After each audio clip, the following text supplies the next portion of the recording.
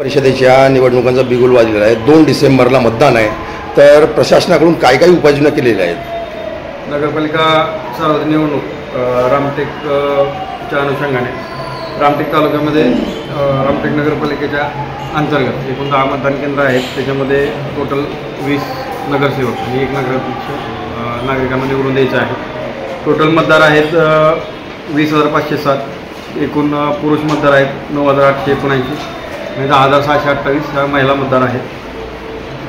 त्याचबरोबर टोटल मतदान केंद्र हे 28 आहे। रामटेक नगरपालिका क्षेत्रामध्ये 3 ठिकाणी SST पॉईंट सुरू आजपासून होत आहे।